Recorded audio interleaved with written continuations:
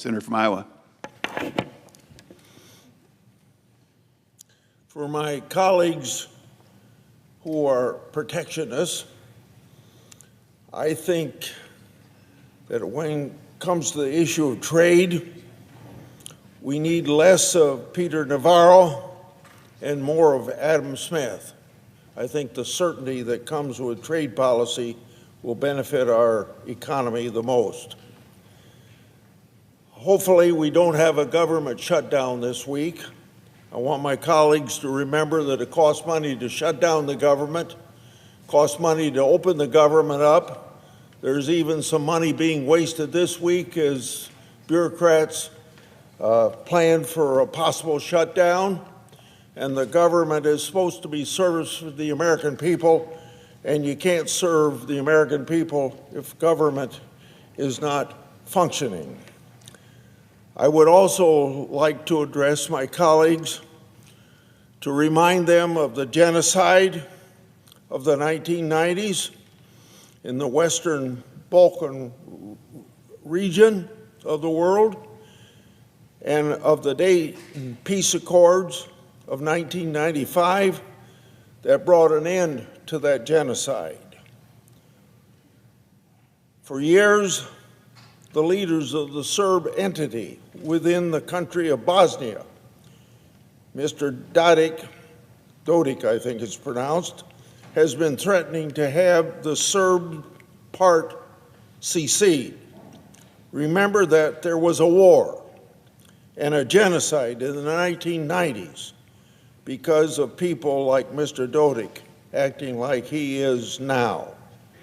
He has a predecessor serving life in prison for war crimes, crimes against humanity, and genocide. Many Bosnians who suffered from that terrible ethnic violence came to Iowa for protection and have enriched our state and nation. Many of these Iowans have friends and family still in Bosnia. I spoke to some of them last Friday about an escalating crisis with frightening echoes of the great violence of the 1990s.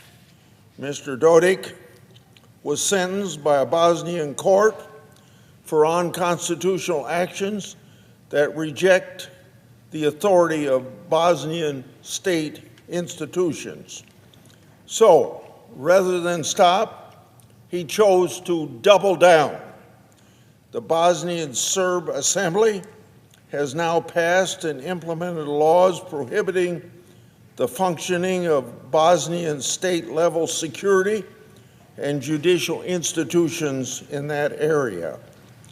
Provincial institutions there have been ordered to use force to stop and prevent the lawful actions and operations of a Bosnian state.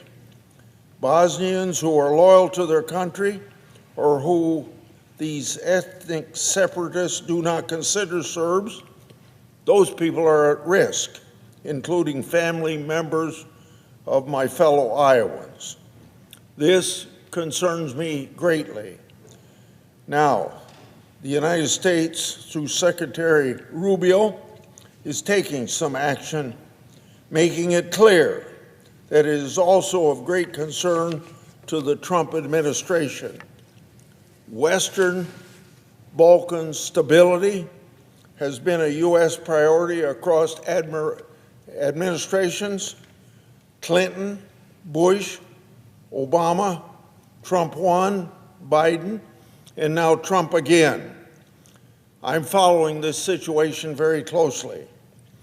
America is also watching who in the region is supporting stability and who is backing the return to ethnic separatism and the possible genocide that could once again happen.